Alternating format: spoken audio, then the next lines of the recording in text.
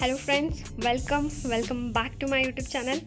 So ಭಾಳ confusion ಒಳಗಿದ್ರಿ. ಭಾಳಷ್ಟು ಕೆ ಎ ಎಸ್ ಬರೆಯುವಂಥ ಅಭ್ಯರ್ಥಿಗಳು K A S exam postpone ಆಗ್ತೈತೋ ಇಲ್ಲೋ ಎಲೆಕ್ಷನ್ ಬೇರೆ ಬಂದವು. And K A S confirm ಆಗಿದ್ದು ಖುಷಿಗಿಂತ ಜಾಸ್ತಿ ಸ್ಟ್ರೆಸ್ಸನ್ನು ಆಗಿದ್ದವ್ರನ್ನ ಭಾಳ ಜನ ಅನ್ಕೋತೀನಿ. ಯಾಕಂದರೆ ಸಡನ್ ನಮಗೆ ಮೇ 5ನೇ ತಾರೀಕು ಅಂದರೆ ಎಕ್ಸಾಮ್ ಅಂದ ತಕ್ಷಣ ಎಷ್ಟೋ ಜನ ಪ್ರಿಪೇರ್ ಆಗಿರಂಗಿಲ್ಲ, ಎಷ್ಟೋ ಜನದ ರಿವಿಷನ್ ಆಗಿರಂಗಿಲ್ಲ, ಎಷ್ಟೋ ಜನದ ಸಿಲೆಬಸ್ ಕವರ್ ಆಗಿರಂಗಿಲ್ಲ ಅಂಥವ್ರೆಲ್ಲ. ಸೊ ಸ್ಟ್ರೆಸ್ ಆಗಿದ್ರಿ. ಸೊ ವೇಟನ್ನು ಮಾಡತ್ತಿದ್ರಿ, ಎಕ್ಸಾಮ್ ಪೋಸ್ಟ್ಪೋನ್ ಆಗ್ತೈತೋ ಇಲ್ಲೋ, ಆಗಲಿ ಬಿಡಲಿ ಅಟ್ಲೀಸ್ಟ್ ಡೇಟಾರ ಗೊತ್ತಾದಂದ್ರೆ ನಮ್ಮೊಂದು ಪ್ರಿಪ್ರೇಷನಿಗೆ ಹೆಲ್ಪ್ ಆಗ್ತೈತಿ ಅಂತೇಳಿ ವೇಟ್ ಮಾಡೋರನ್ನ ಭಾಳ ಇದ್ರಿ. ಸೊ ಫೈನಲಿ ಈ ವಿಷಯದೊಳಗೆ KPSC ಒಂದು ತಿದ್ದುಪಡಿ ಅಧಿಸೂಚನೆನ ರಿಲೀಸ್ ಮಾಡೈತಿ. ಡೇಟ್ ನೋಡ್ಬೋದು ಇಲ್ಲಿ ನೀವು, 2/4/2024 ಅಂದರೆ ಇವತ್ತನ ಈ ಒಂದು ತಿದ್ದುಪಡಿ ಅಧಿಸೂಚನೆ ಅಪ್ಲೋಡ್ ಮಾಡಿದರು KPSC ಒಂದು ವೆಬ್ಸೈಟ್ ಒಳಗೆ. ಸೊ ಅದ್ರ ಬಗ್ಗೆ ನಾವು ನೋಡ್ಕೊಂಡು ಹೋಗೋಣ. ಸೊ ಇನ್ನವರೆಗೂ ಯಾರು ನನ್ನ ಚಾನಲ್ಗೆ ಸಬ್ಸ್ಕ್ರೈಬ್ ಆಗಿಲ್ಲ, ದಯವಿಟ್ಟು ಚಾನಲ್ಗೆ ಸಬ್ಸ್ಕ್ರೈಬ್ ಆಗಿರಿ ಮತ್ತು ಸಪೋರ್ಟ್ ಮಾಡಿರಿ.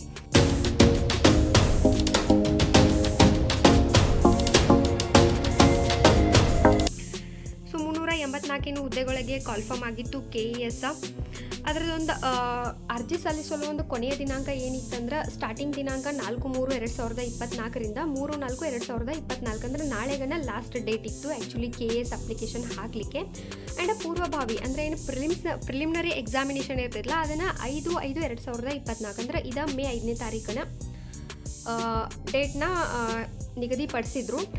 ಬಟ್ ಈಗ ಅಭ್ಯರ್ಥಿಗಳ ಒಂದು ಹಿತದೃಷ್ಟಿಯಿಂದ ಹಾಗೂ ಚುನಾವಣಾ ಕಾರ್ಯ ಪ್ರಗತಿಯಲ್ಲಿರುವ ಕಾರಣದಿಂದ ಅರ್ಜಿ ಸಲ್ಲಿಸಲು ಕೊನೆಯ ದಿನಾಂಕವನ್ನು 15/4/2024 ಮುಂದೂಡಲಾಗಿದೆ.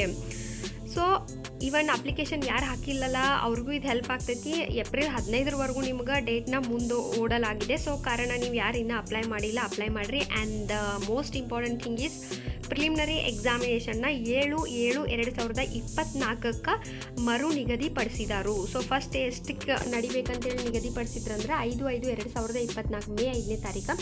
ಬಟ್ ಇವಾಗ ಆ್ಯಕ್ಚುಲಿ ಒಂದು ಏನು ಡೇಟನ್ನು ಇಲ್ಲಿ ಕೊಟ್ಟಾರಂದ್ರೆ 7/7 ಅಂದರೆ ಜುಲೈ 7ನೇ ತಾರೀಕು ಪ್ರಿಲಿಮಿನರಿ ಎಕ್ಸಾಮ್ ನಡೀತದೆ. ಸೊ ಈ ಡೇಟ್ ಮುಂದೆ ಹೋಗ್ತೈತಿ ಅದೆಲ್ಲ ಅಂದರೂ ಭಾಳ ಡೌಟ್ ಐತಿ.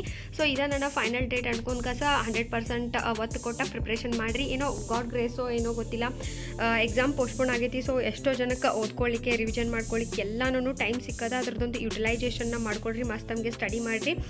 ಆ್ಯಕ್ಚುಲಿ ಎಲೆಕ್ಷನ್ ಒಂದು ಕಾರಣದಿಂದ ಎಕ್ಸಾಮ್ ಮೇನ್ ಪೋಸ್ಟ್ಪೋನ್ ಆಗೈತೆ. ಆ್ಯಂಡ್ ಒಂದಷ್ಟು ವಿದ್ಯಾರ್ಥಿಗಳಾಗಿರ್ಬೋದು, ರಮಾಕಾಂತ್ ಸರ್ ಆಗಿರ್ಬೋದು, ಅವರೆಲ್ಲ ಈಗ ಎಷ್ಟೋ ಜನ ಆಲ್ರೆಡಿ ಗೌರ್ಮೆಂಟ್ ಜಾಬ್ ಒಳಗೆ ಇದ್ದ ಕಾಸನು KES ಬರೆಯೋರು ಇರ್ತಾರೋ ಅವ್ರು ಎಲ್ಲರ ಕಡೆಯಿಂದ ಒಂದಷ್ಟು ಲೆಟರ್ಗಳನ್ನೆಲ್ಲ ಕಲೆಕ್ಟ್ ಮಾಡಿ KPSC ಒಂದು ಬೋರ್ಡಿಗೆಲ್ಲ ತಲುಪಿಸೋ ಕೆಲಸ ಎಲ್ಲರ ಒಂದು ಎಫರ್ಟ್ ಆಗಿರ್ಬೋದು, ಎಲ್ಲರ ಒಂದು ವಿಷಯ ಇಲ್ಲಿ ಪೂರ್ತಿ ಆಗೈತಿ. KES ಎಕ್ಸಾಮ್ ಫೈನಲಿ ಪೋಸ್ಟ್ಪೋನ್ ಆಗೈತಿ. ಸೊ ನಿಮ್ಮ ಒಂದು ಎಫರ್ಟ್ನ ನೀವು ಜಾಸ್ತಿ ಮಾಡಿರಿ, ಒಳ್ಳೆಯದಾಗಲಿ ಎಲ್ಲರಿಗೂ. ಆ್ಯಂಡ್ ಇಲ್ಲಿ ಇನ್ನೊಂದು ಪಾಯಿಂಟ್ನ ಇಲ್ಲಿ ಆ್ಯಡ್ ಮಾಡ್ಯಾರ. ಇನ್ನೊಂದು ಏನಂತಂದ್ರೆ ಈಗ ಲಾಸ್ಟ್ ಕಮರ್ಷಿಯಲ್ ಟ್ಯಾಕ್ಸ್ ಇನ್ಸ್ಪೆಕ್ಟರ್ ಒಂದು ನೋಟಿಫಿಕೇಷನ್ ಬಂದಿತ್ತಲ್ಲ, ಅಲ್ಲಿ commercial tax inspector group B ಏನಿತ್ತಲ್ಲ ಅದನ್ನು ನೀವು ಕಮರ್ಷಿಯಲ್ ಟ್ಯಾಕ್ಸ್ ಆಫೀಸರ್ ಅಂಥೇಳಿ ಓದ್ಕೊಳ್ರಿ.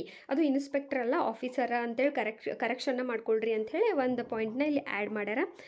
ಸೊ ಎಲ್ಲರಿಗೂ ಖುಷಿ ಅಂತರೂ ಆಗೈತೆ ಅನ್ಕೋತೀನಿ. ಇದು ಅಧಿಕೃತವಾದಂಥ ಒಂದು KPSC ವೆಬ್ಸೈಟಿಂದ ಸಿಕ್ಕಿರುವಂಥ ಒಂದು ನೋಟಿಫಿಕೇಷನ್ನ.